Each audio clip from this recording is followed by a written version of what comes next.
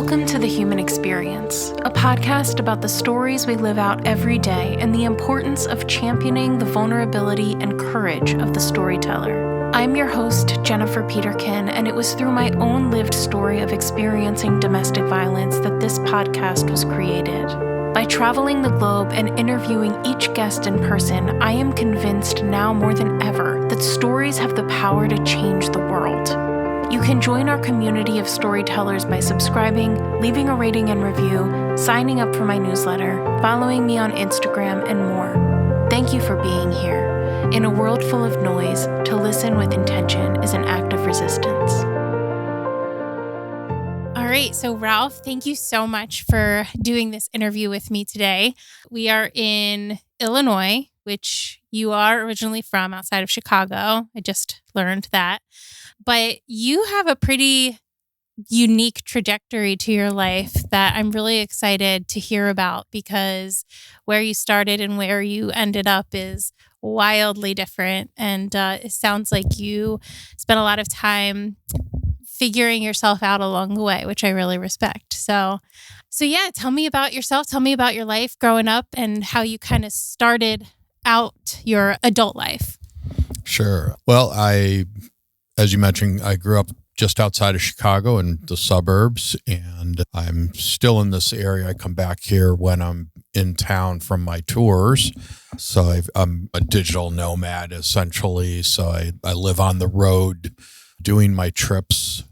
So when I'm in town, I'm able to stay with friends and families, which is really convenient. But I've been a traveler since a young age. When I was 15, I studied for a summer in Spain. Mm-hmm. Next summer, I was a volunteer in Peru. The following summer, I was a volunteer in Venezuela.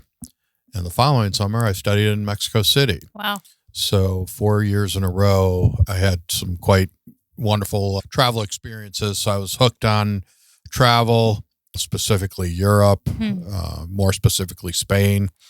And so I've always had a real close affinity to Europe and Spain, especially. I never thought I'd be able to figure out how to make a living from it. I kind of grew up or was born before the internet, really. And so I think it was that culmination of the internet, social media, digital photography, all these things that allowed me to create this business. Yeah. It was sort of this perfect storm.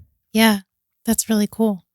As somebody that travels quite frequently, I am always in awe of and a little bit jealous of the work that other travelers are doing, because there's just so much to travel and so much to do within the realm of travel, but not everybody has figured out how to make money from it. So I just think it's really cool. So kudos to you.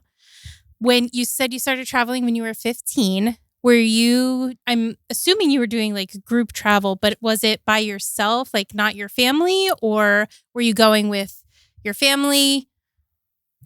So we used to go to Florida, but also Mexico when I was a kid, because my grandparents lived in Mexico, and my parents would go about every year. They'd take us every other year. So even before that, I was traveling internationally, but it was family travel. This travel that I was telling you about in high school was a group travel, but without the family, without my parents.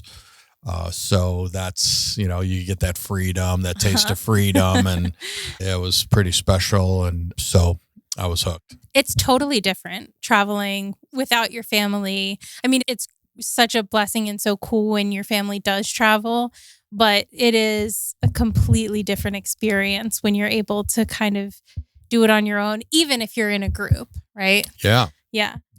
So you were hooked from 15, but you didn't start out doing travel in your career. What did the early parts of your career look like? Yeah, so I went to Indiana University School of Business. I studied small business and entrepreneurship, got a business degree. It was a top university at the time for undergrad business degrees, and really enjoyed that. Knew that I wanted to do something with travel. This is back in the mid-'80s. But again, back then it was like as likely as my becoming a rock star Yeah. or an astronaut. You know, it was just only certain people are able to make a living from travel.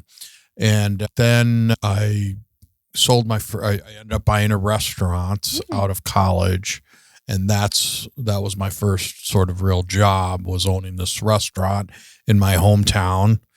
And that was a really great, learning experience. And, grew up pretty fast owning a restaurant at 21. Imagine. Yeah. And then I ran that for a few years, ended up selling it. And I said, before I do anything else, I want to do a round the world trip. And so at 24, I bought a round the world ticket and I traveled around the world for 5 months by myself. Wow. And that was pretty great. Again, before the internet, cell phones, practically before the wheel. It is so different now. Having to send away for brochures and, waiting months to get any information about the place. So that was pretty wild. A funny fact is that was about 38 years ago now. And I looked into a round the world ticket not too long ago, and it was about the same price as I paid back then, I think I paid $2,400 for the ticket. Wow. And when I looked most recently, it was about $2,400 35 years later, which is pretty incredible. Yeah, that is incredible. So why a restaurant? Well, I grew up in the restaurant business. Did you? Yes. I was a third generation restaurateur. So I grew up in that business. My family had restaurants. I worked for them when I was in high school and college. So I had some experience. Yeah. So that's why. Very neat. Yeah. I mean, that's a business I've never been involved in. I can only imagine the chaotic energy that just restaurants in general. I'm sure owning it is a little bit different than obviously, some of the other jobs, but it seems like a very hot, intense industry to be involved in. So that's very interesting. And then you took 5 months to do your round the world trip. So what does round the world mean? That was literally around the world. So I started in Chicago, and with the round the world ticket, I think even today you have to travel in one direction. Okay. That keeps you moving around the world. If you backtrack, they either charge you more or something happens. I forget what. So I literally went from Chicago, LA, Hawaii, Fiji, New Zealand, Australia. Then I flew up to Asia, Hong Kong, China, Bangkok, and then I did all of Europe. Wow. And then I flew to Chicago. So it was literally traveled around the world. Yeah, you really did. Have you been to all 7 continents? I have now, as of last year. I Amazing. got to my 7th continent. Yeah. That is a personal goal of mine. Mm-hmm. I'm your man if you want to get to Antarctica. Okay, perfect. I'm missing 2. I've been to 5 and missing 2. Which ones? Antarctica and Australia. Okay. Yeah. So one that seemed, I don't know. I am excited to go to both, but I think I'm a little more excited to go to Antarctica. It's amazing. Yeah. I was blown away. Yeah, I bet. So you did your around the world trip, but that was not for your job. You had sold the restaurant at that point. So then after you came back, what was next? So I had some money saved up, and I was going to get into real estate, and I was going to start flipping buildings and properties. I had a neighbor in the area that did that. So it was intrigued me, and, he taught me a little bit about it. By the time I got back from this trip, I got my real estate license, spent 3 years learning, selling real estate, but I wanted to keep my own commissions if I bought something. So, but unfortunately, I kind of ran through all my money over those 3 years. I didn't have anything left to invest. Yeah. So I ended up moving out to California, worked for my old roommate from college who had a restaurant out there. So I ran that for him for a while. And then I moved back to Chicago for a brief period and decided that I was going to get my master's in international business. So I moved to Mexico City to get that. I said, if I'm going to get an international degree, it may as well be internationally. Yeah. So this school that I was looking at had a campus in Nairobi and also in Mexico City. Okay. So I chose the Mexico City campus and lived there and got my MIBA, Master's in International Business. And after that, I moved to San Diego, where the school was based. It was a U.S. school with a campus in Mexico City. So I moved to San Diego, finished up there, and then lived in San Diego for about 5 years and did a couple small corporate jobs, but then ended up moving back to Chicago, opened up another restaurant. Oh, wow. Yeah. And that was the early 2000s, 2001 to 2004 or so.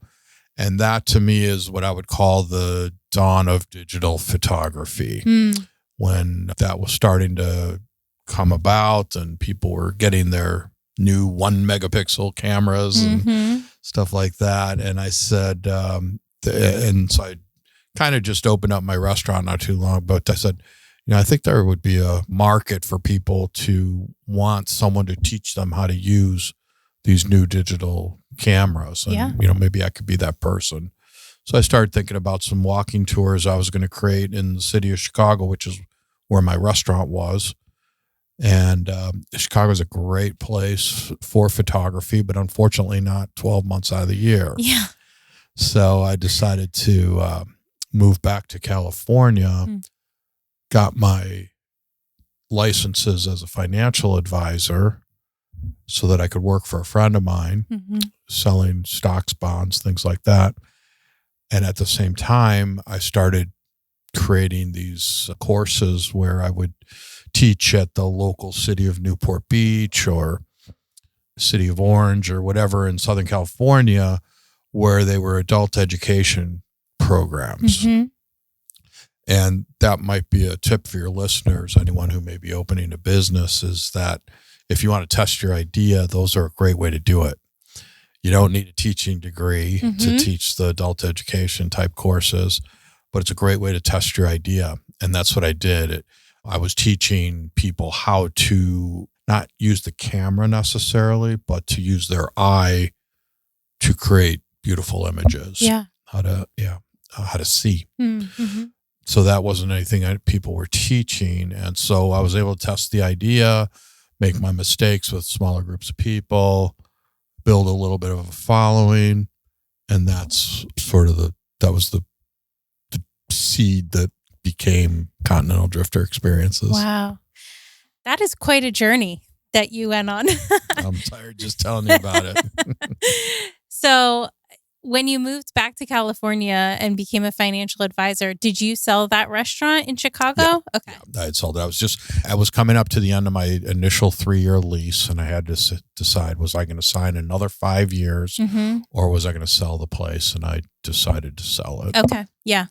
Do you miss ever being in the restaurant business? Hell no.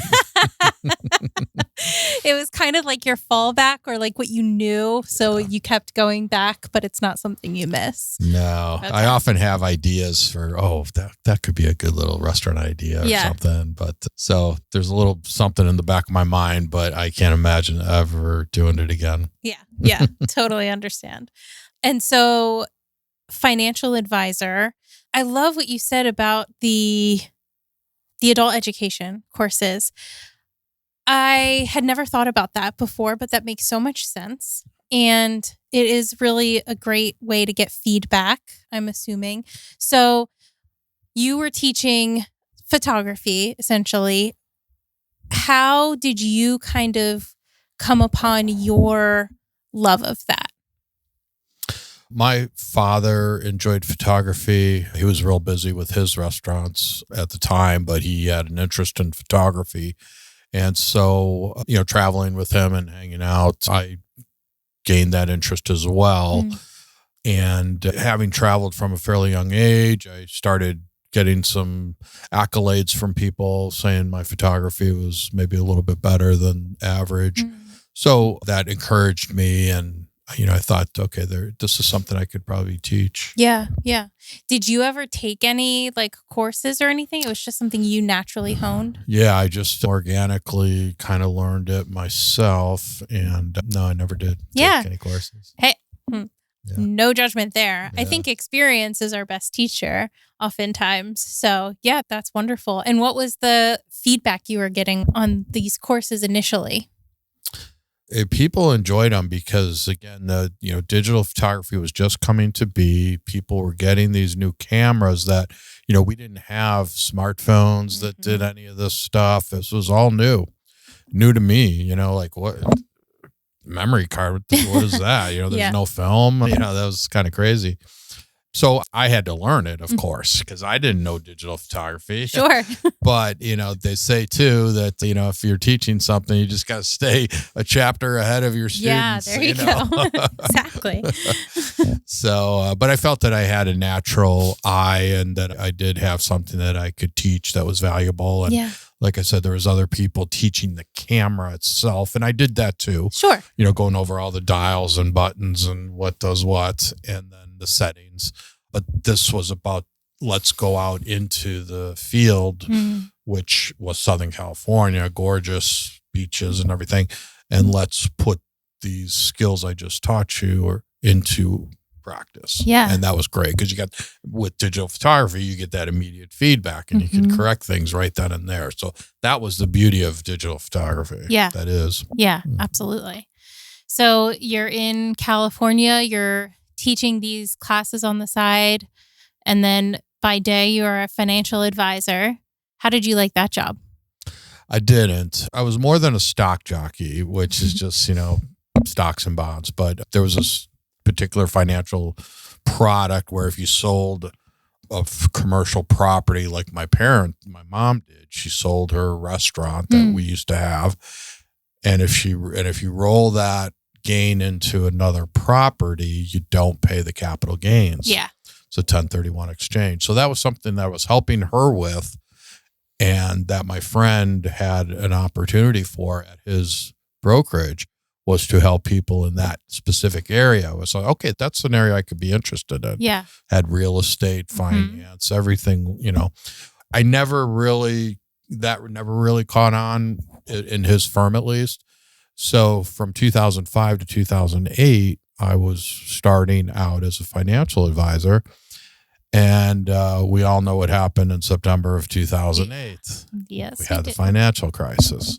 Well, here I am, this newbie financial advisor who's, not loving the job and not doing that well, to be honest with you. But I was teaching photography at night and doing walking tours and things like that. So the day after the 2008, I say the day after the financial crisis was the day that I went full time, doing photography, doing my trips. Wow. So it was the kick in the pants that I needed to say, okay, do this or don't. Yeah. And sink or swim. Burn all the bridges. Yep. I burned all the boats and bridges, and I said, okay, I'm going to make this happen. Wow. And it's amazing what you can get done when you do that. Yeah, when you have no safety net. Exactly. Prior to the crash or the event, were you thinking about leaving? Oh, yeah. Yeah. Yeah. I was building this business on the side, if you call it a business even, the photography, but I was chipping away at it just because I was like, okay, this is what I want to do. I can't stand this financial advising. So I say that was the best thing that ever happened to me was the financial crisis. Yeah. I mean, I think it's a interesting perspective. And I think a lot of people can probably relate on some level in that sometimes the best things to happen are the moments where you are forced to make a decision and you're forced to kind of stick with it. There's no going back. Exactly. So your sink or swim moment is oftentimes the thing that you'll look back on and say, yeah, that was the best thing to happen. Mm-hmm. So at this point, had you started doing trips with your photography? I was just starting to do a little, so I would sit down with someone across the kitchen table, teaching them about the camera itself. Then we would go out in the neighborhood and walk around. And like I said, I was by the beach, very beautiful area.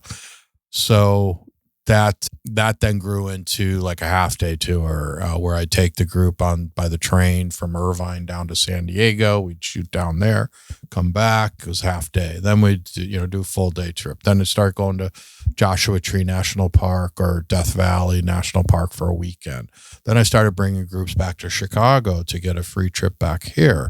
And I didn't realize how many people had never been to Chicago from Southern California.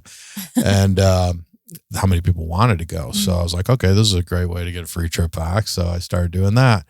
And then my first international trip turned out to be one to the Central European Christmas markets. Nice. And that was really nice. But we were a part of a bigger trip.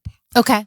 Yeah, we were 7 people, part of like a 50-person big bus tour. Okay. But this was a great way for me to dip my toes in doing an international trip.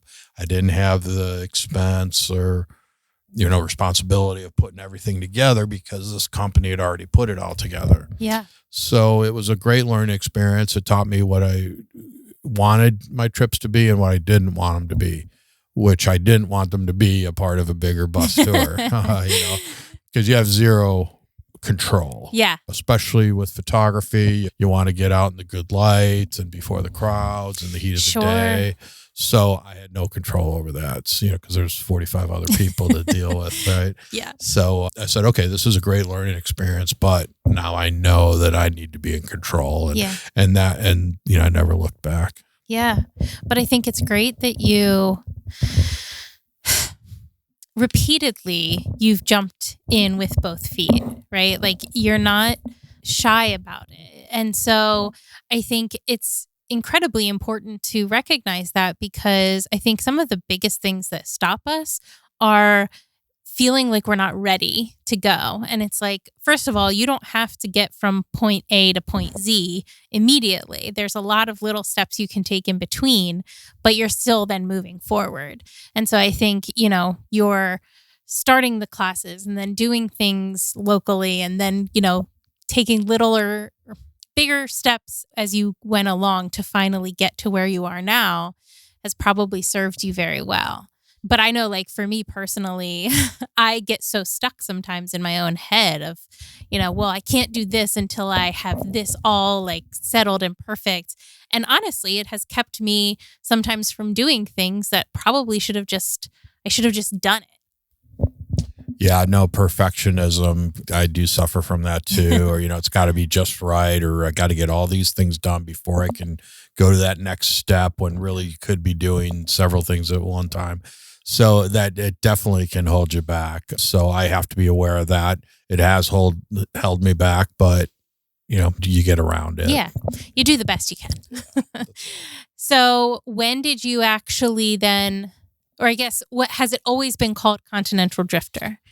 No, Okay. There was quite a transition of names. It was a photo walking tours. Then it was ralphvelasco.com. And then I said, well, I don't want the trips to all be about Ralph Velasco if I ever want to sell the business or anything. I want it to be a little more generic. So I changed it to Photo Enrichment Programs and then Photo Enrichment Adventures.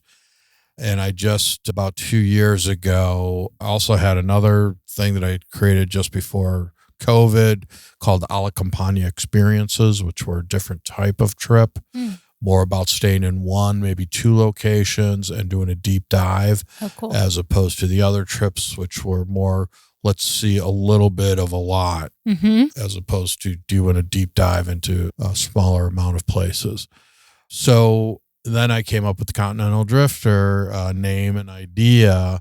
And I said, okay, this is crazy. I gotta, number one, it was a pain to, have all these different brands and social media handles and everything. I was confusing the hell out of my client, potential clients. So I said, I've got to consolidate this.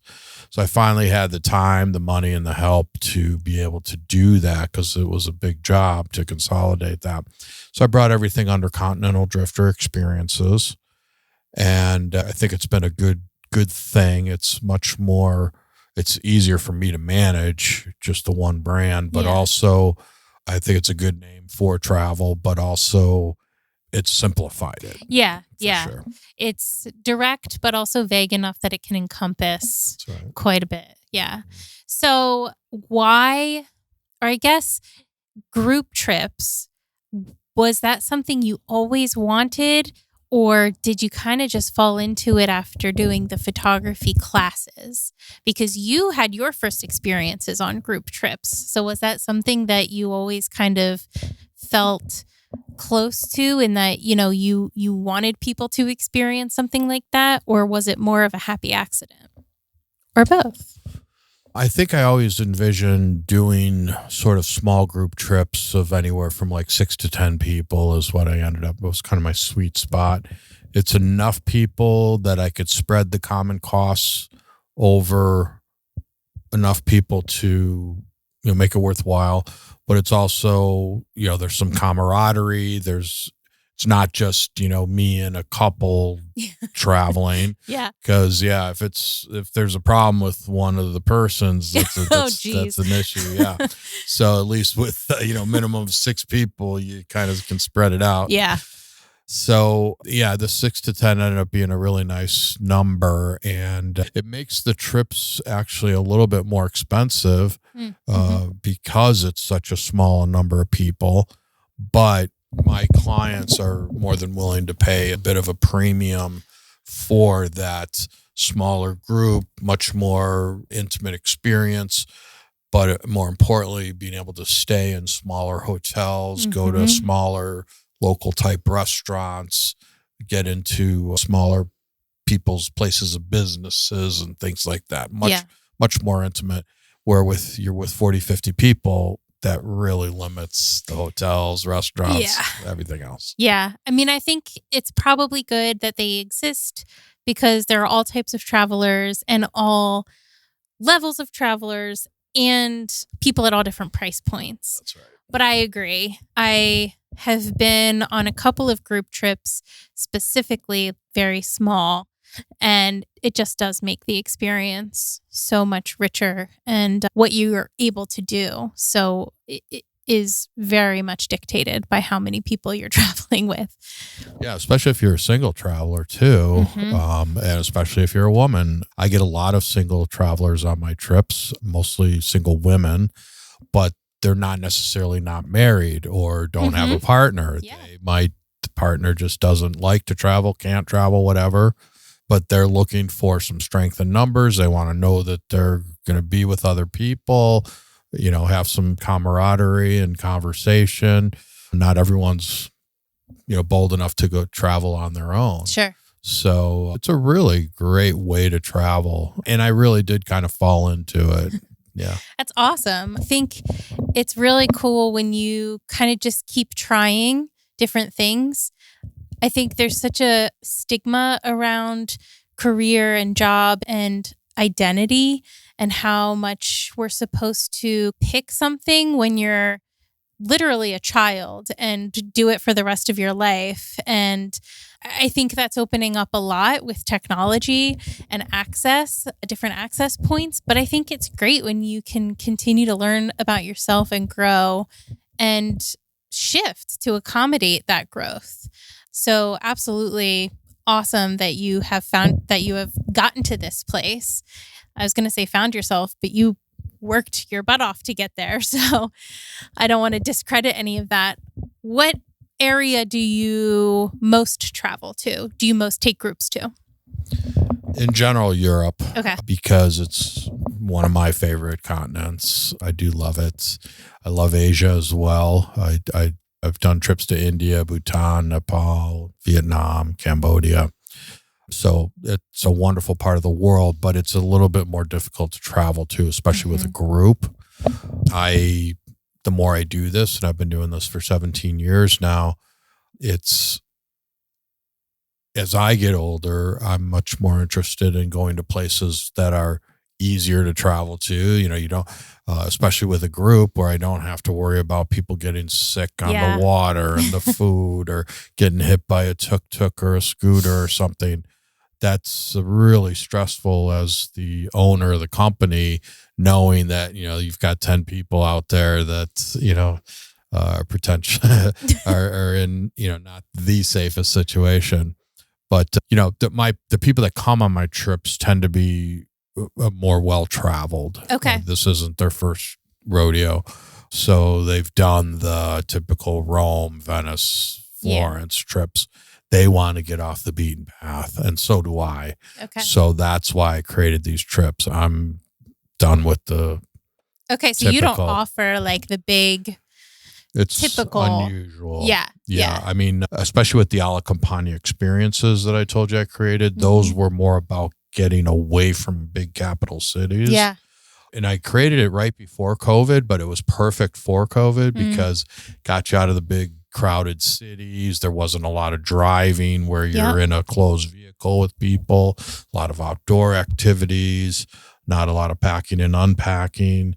So it was really perfect. Yeah. But with the Continental Drifter experiences, they're somewhat of a hybrid, but I'm moving more towards the let's do a deeper dive into a place than seeing a little bit of a lot of different things. Yeah.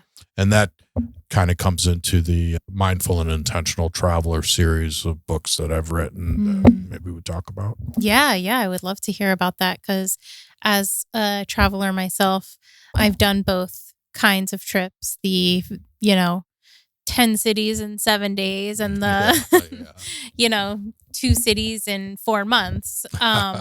So, and there, I do feel there's a time and place, right? But there is something to taking the time to get off of the beaten path and to just marinate in your surroundings and what's going on around you. So has that always been kind of the travel that you are drawn to, or did you learn that about yourself through doing all of your travel over the years? Yeah, it's a good question. I think I evolved into this type of traveler that I am now. And I think most people probably do. And it's just an aging thing. It's getting older, more mature, maybe slowing down a little bit. But it's like, I just don't have the energy to travel around a whole country or region and, stop every night or two to pack and unpack and move to the next place, deal with transportation and, who knows what else. So I'm trying to make my life easier, still get the travel experience, but move more slowly, more intentionally. So when I was younger, it was a lot about, I want to, hit every country in the world. I want to check those off my list. I want to do and try everything twice. Now it's more like, okay, I want to do certain things and I realize I can't do everything and I'm human and, I don't have the energy and, potentially the money to do everything. So a lot of limitations. You become more realistic. Yeah. And now I'm much more satisfied with just sitting in a cafe watching the world go by or sitting on a bar stool at some pub in London that's older than the United States of America and talking to some old timer over a Guinness or something. That to me is travel, not just doing stuff and ticking things off a list. Yeah. That's a really great point. And I've certainly got caught up in that myself and continue to a certain extent, because personally, I've found that travel, like people that travel often, it's kind of this other world. It's kind of like this other group, right? And so once you kind of start to immerse yourself in that, just like any other group, there can be comparison and competition. And so I've found myself like looking at other people who have traveled a lot and comparing myself to them and comparing like what I've done, and it's not enough. And it's like, it's never going to be enough if you continue to think like that. And so it's a really terrible mentality to have. And I have to consciously be like, that's not at all what this is about. But yeah, I think as we age and grow, hopefully we're maturing and evolving as well and coming to new understanding about ourselves, but also about the world around us. I think our priorities change, whether we have family or not, can matter. I don't have children. I don't have a partner right now. I just have myself to think about. Mm-hmm. So that's allowed me to be much more experimental, try as I might do things, or, and not worry about failure as much, because I don't have a family or, someone that I've got to worry about as well. Sure. I really just have to think about myself. So that's kind of a nice position to be in. It is. And everybody's life looks different and their circumstances are different. You do what you can with what you have. And there's a lot of different ways to experience travel. So that's maybe an interesting question. How would you, for somebody that doesn't have a lot of means to travel, whether it's money or time or whatever, a passport, what would you suggest to somebody that's looking to dip their toe in to see if if travel is something that they'd even want to do? Well, certainly becoming a traveler in your own hometown is a start. If you live in the suburbs of a big city, maybe getting into the big city now and then, or just taking a road trip into the area. But, starting to feel things out that way. And then, maybe it's a matter of jumping on an airplane and going to another city in your country and doing that. Definitely getting a passport at some point. It doesn't take too long. It's not as big of a hassle as it was during COVID. But that's something you can get done pretty quickly, but you can't go anywhere without a passport. So you may as well have that and, get that ball rolling. And then perhaps you want to dip your toe into staying with English-speaking countries. If that's your native language, going to Australia, London, UK, places where they do speak English, so that you don't have that language barrier. I love a language barrier. That's what I love about travel is, the different currencies and language traditions, customs, foods, everything. That's why I travel. For some people, especially when you're new, understandably, you're apprehensive and, maybe you don't want to go from, never having traveled to getting off a plane in India. That might be a little bit too much of a culture shock. Yeah. But India's a great place. I was just there for the first time in February. Nice. Yeah. So it was quite a trip. I did get sick, unfortunately, but it was a really cool experience. And I was actually there with a group as well. So that was a great trip. Did you get sick at a good hotel or good? Yeah. See, that's often what happens is you get sick at the 5-star hotels or the big restaurants and stuff. It wasn't a 5-star, but it was, the group leader had stayed there before and it had been safe before. But I made the mistake. I shouldn't have eaten what I'd eaten. Oh, okay. The raw vegetables. So the salad got me. That's what I get for eating salad. Yeah, and that's like one of the first things you learn is don't eat salads or things that they're washing in the local water. But I eat almost everything, and I think there's different metabolisms, and perhaps because I've traveled quite a bit over the years, I've probably built up some kind of a tolerance. Yeah, but. Yeah, you know your own tolerance for that kind of thing. Yeah, it was quite the experience. I'm good on Indian food for quite a while. I'm gonna have to wait a little bit to revisit that, but it was a very cool trip and experience. It's very different. Very, very unlike anything I've done before. So it's either you love India or you hate it. It is a very complicated place. Yeah. So I still feel like I'm processing parts of it for sure. You probably will be for a while. Yeah. Yeah. Where's your favorite place that you've traveled? Not to keep going back to, but like the place that just sticks out to you as incredible. Well, certainly Antarctica. Okay. That was really spectacular. And you really realize how far off the beaten path you are. I mean, you are on the bottom of the earth, which is pretty incredible. But also some other places, Spain. I mentioned that earlier, one of my favorites. If I had only one place to go, I'd probably choose Spain. Yeah. Just because overall, it's just so varied. I call Spain the other Italy. Oh. And now I call Portugal the other Spain. Okay. But yeah, these are countries that are fantastic, but Italy gets all the press. Mm-hmm. But people don't understand how wonderful Spain is. Yeah. And food, culture, history, just as wonderful as Italy. Mm. I also love the Republic of Georgia. Yeah. Wonderful place, very inexpensive, great food, lots of history, beautiful place. Have you been? I haven't. I was actually supposed to go last summer, but I ran out of time. I've spent quite a bit of time in Romania, so it was very close, but yeah, Romania is another fantastic country that not a lot of people get to. Yeah. Has a wonderful tourist infrastructure, and the northern part of the country, if you're up in Maramuresh or Bukovina, that's one of the most beautiful places I've ever been, northern Romania on the Ukraine border. Yeah. Yeah.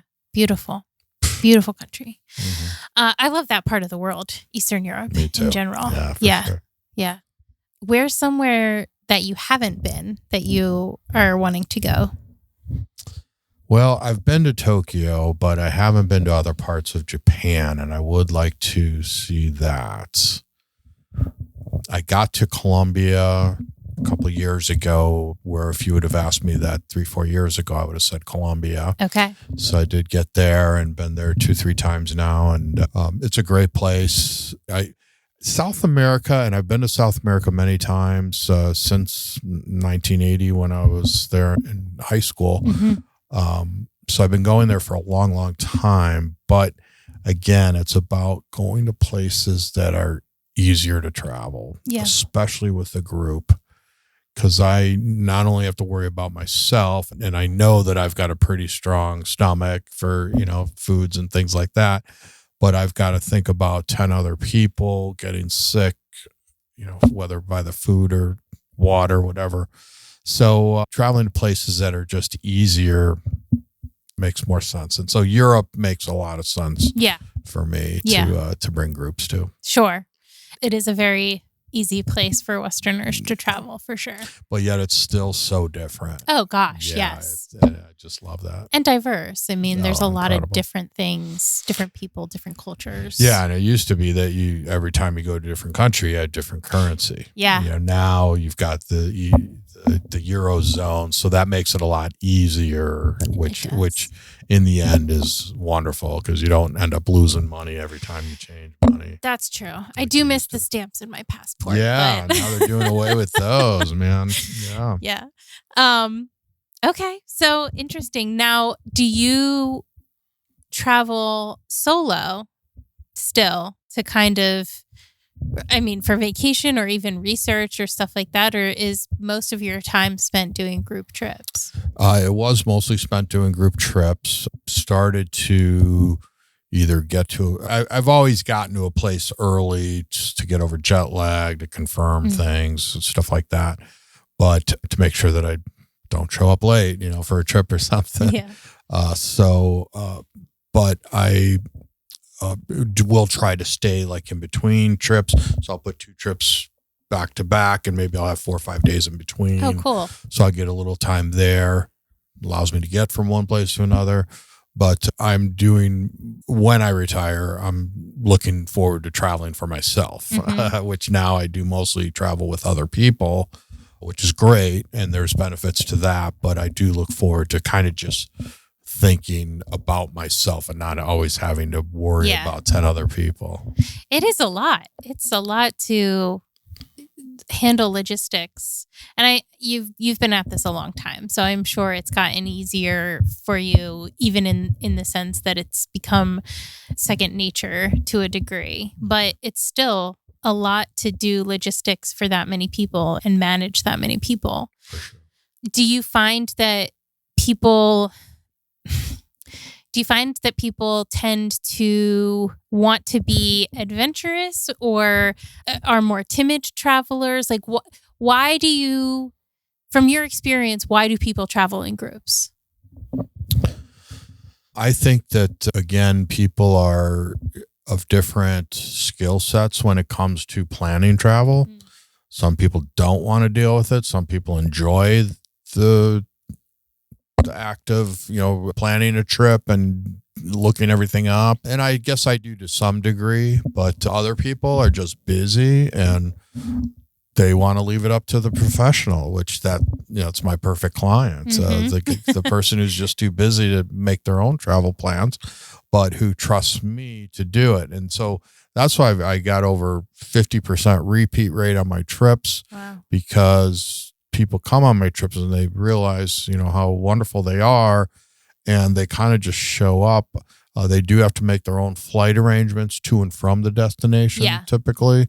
Any internal flights we typically will arrange or tell you how to, but I do tell you how to arrange your flights to the destination, when to arrive by, when to leave after, which airports. So we provide the pickups and everything, but, letting people do some of that work, but for the most part, providing all of it. But I get clients that say, man, I just show up and I know Ralph's got a great trip plan for me, and you just tell me where to be when. And to me, that's the biggest compliment I can get. Yeah. And that is really nice. As someone, again, that's done both. It is very nice when it's taken care of for you. Are all of your customers or clients American? For the most part, because I've kind of built my following here, Sure. But I definitely have some people from the UK and from Australia and other English speaking countries, but they're all English speakers, of course. Yeah. But we do have local guides and translators in the destination for sure.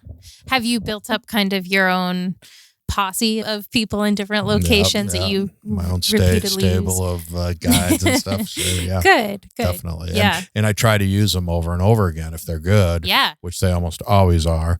And I become friends with them. They learn my way of travel. We have our own little language, unspoken language, where there might be, he might be addressing the group on the bus, and I might just give him a little eye wink or something, and he'll know, okay, don't go down that path. Let's go this way. So we have this understanding, and that is invaluable. Yeah. Because otherwise you have to reestablish that every time with new guides, and that's really kind of going backwards. Exactly. Yeah. So again, doing this for as long as you have, you've really been able to kind of not just build your business, but like root it in all over the world, just in the connections that you've made with people. Yeah. And the guides, and especially the tour operators, which are what I call the people that run the company in the destination, that then arrange the guides and hotels with my guidance to what I'm looking for. But they have all those contacts, and then I just deal with that one person, which is fantastic. But when I get a good guide, man, I stick with them. And I also become very good friends with my tour operators because we just work so closely together. Yeah. And we're on the same page because we all want to give the clients the best trip possible because it's in our all best interest. Sure, exactly. Yeah, repeat customers all around for everybody. So now, do you ever plan trips, just itineraries? So one where I wouldn't go on the trip. Yeah. So I'm starting to do more custom trips where I plan for, family or a group of friends or some couples to do their own trip on their dates, probably to a place that I've gone to or have contacts in for sure. Yeah. Although I just did a trip to Japan for a family of 5, and they wanted to go for the cherry blossoms last year. And I mentioned earlier that I'd only been to Tokyo, but I have the contacts that know Japan. And I told them exactly what they're looking for. Yep. We put it together for them, and they just loved it. Wonderful. So I'm doing a lot more of that, which is kind of what I'm moving towards. Yeah. Because the being on 10 or 12 trips a year, as I have been for 17 years, is really starting to wear on me. As most travelers are lucky if they go on 1 or 2 trips a year, and how much of a hassle that can sometimes be. But when you do 10 or 12 and you're the leader, and it's like, okay, let's back away from the, exactly. Well, that's great that you're able to kind of move into this different facet where you're still doing the work and exercising those muscles, keeping those contacts, but able to distance yourself from having to physically lead the trip. And then you can continue to do your own travel. Absolutely. And the best part is, again, that people can go on their own dates, because right now you have to come on the dates that I've got my trips planned for, because typically you want me on the trip because I'm the leader and the owner of the company, but not everyone can travel on my dates. So that really is limiting.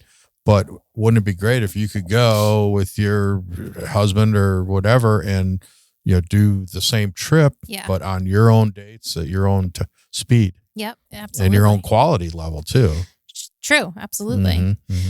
Over the past 17 years, has there ever been a time where you've thought, I don't want to do this anymore? Well, I mean, lately I've been thinking, okay, maybe there needs to be a light at the end of the tunnel because I have been doing it for so long. Physically, it's getting somewhat harder just because of the planes, trains, and automobiles. Sitting on planes, trains, and automobiles for that long is getting real old. And my back is starting to bother me, and you start to get these aches and pains from travel. But I can't do this forever. I'm looking to slow down and sort of transition to the more custom tours, writing my books, speaking engagements, things like that, but not doing the 10 or 12 trips a year with groups. Yeah. Do you see yourself ever moving out of setting up a home base somewhere outside of the U.S.? Absolutely. And that's what I'm working on right now, is trying to move to Europe and figuring out where that's going to be. Spain makes the most sense because I speak Spanish. But I'm working on getting my Italian passport, although they've just had some changes there that you may have heard about. So they're making that more difficult, but I'm almost 2 years into doing it. So I'm hoping I'm grandfathered in, and because I think that's for new applications that they're sort of pulling the plug on. So you'd heard about that? So it's different things, different places where I might land, and especially because I'd like to do all my trips in Europe. So then if I'm living over there, now I'm just like 2-3 hours away from anything, and I feel like I'm living sort of on vacation because it's not my hometown. So that's what I want to do. That's great. I really hope the passport comes through, and I'm sure you'll land somewhere over in Europe. But that would make it a whole lot easier if that would just come through. Because again, that EU status is just golden. Yeah, because you get this, you get one passport and you can live in 27 different countries, live and work. Yeah, it's amazing. I think it makes a lot of sense that, you're slowing down, and like you said, you can't do it forever. Nobody would be able to.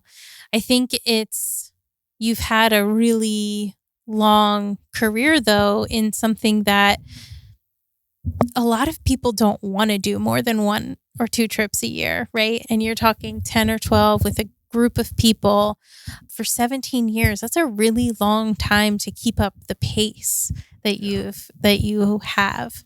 Does your family think you're crazy? To some degree. For sure. I mean, a lot of people will envy me to a degree. It's a great life, but like anything else, there are negatives as well. Sure. And we've gone over some of those things. But, you think about the negatives of travel when you go on your 1 or 2 trips. In general, I'm talking. Yeah. But when people think about, going on 1 or 2 trips a year and the hassles of airports and lines and this and that and other people, well, do that 10 or 12 times a year. Yeah. But the way I look at it is I've also got 10 or 12 times the benefits of travel, the good things of travel. So that obviously balances it out. But I'm just over the spending 3-4 nights in a place. I want to spend 2-3 months in a place and really get to know it, figure out where I feel comfortable and what resonates with me, and then, put some roots down. Yeah. Yeah, that sounds lovely. What is your favorite thing about travel philosophically? Like what has been the best thing that travel has taught you about yourself? Well, I think what it's taught me about myself is that I certainly don't know everything. And I don't think that I know everything, but I think that sometimes as Americans or U.S. citizens, we think that, our country knows everything. We're right. We've got it figured out. Well, that's not true. And we often think too that everyone wants to be American or live like we do. And that is not the case either. And the more you travel, the more you're in this business, the more you understand that is not the case. Sure, there's a lot of great things about being from the U.S., and I'm very proud to be a U.S. citizen, but it is not the be-all, end-all. There's pros and cons like anything. Yep. And what I love about travel is learning about other perspectives from other people. Oh, there's a different way to look at that subject or topic, whatever problem. That maybe that's the way to solve it. Yeah. And so, they've probably been looking at this thing for, thousands of years and, we're pretty new to it. So, it just gives me another perspective and the respect for other people and listening to different sides and being open to listening to other perspectives. Yeah. How about you? I heartily agree. Yeah. I say that travel has been the best thing I've ever done for myself as far as investment wise, and the best teacher that I've ever had. 100%. Yeah. Felt sorry for some of my nieces and nephews or my cousins' kids during COVID. They had these semester abroad things canceled, and that was such a shame. Yeah. Because I told you how impressionable it was for me to study like that when I was younger, and it changed my life, no doubt about it. So I think there's no better education than travel. Agreed. Yeah. I'm very thankful. My parents did, take us some places growing up, and we didn't go every year or anything like that. But when we were able to go, it wasn't just going to Disney World, which we did do that, and there's nothing wrong with that, but I appreciated the travel to different places to see new things. And my senior year of high school, my grandfather took all of us, there were 18 of us, to Italy. Oh my God. Yeah. That was my first group trip. Yeah. Wow. We had an entire bus to ourselves because we were the group. So, and that's, it's something I'll never forget. He's gone now. That's, those memories. I was 17. Good age. Yeah. So, it's amazing. I will never forget that trip. I've been to Italy several times since then. And, it's never been like that first time because we did all of the, Rome, Venice, Florence, hit all of the major cities and did all of the major things. But yeah, it definitely did leave an impression for multiple reasons. So, yeah. Yeah. So I do have a question that I ask everybody at the end of each episode, which is, through the lens of your experiences, what does compassion mean to you? I think it means an understanding of and sort of putting yourself in other people's shoes, which I like to do. And it comes back to what we were just talking about, that different perspective and being compassionate about other people's situation and, why I'm trying to understand why they're approaching it the way they are. Yeah. There's probably a reason, and then probably a good one. Yeah, exactly. Perfect. Well, thank you so much for your time. I really appreciate it. And I've loved picking your brain a little bit about all of your experiences. So we'll definitely link to you in the show notes in your website and social media handles and all of that. But just appreciate your time. My pleasure. Thank you so much for having me. Thank you for listening to The Human Experience. If you enjoyed this episode and you'd like to help support the podcast, please subscribe, share it with your friends and family, share it on social media, and rate and review it on Apple Podcasts and Spotify. You can also support the podcast financially by going to my website, thehxpod.com, linked in the show notes, and clicking on Donate. It takes a lot of time and resources to create this podcast, so every little bit helps. Everyone has a story, and I'd love to hear yours. So be sure to check out the show notes for more information about how to stay in touch. Do good and love well.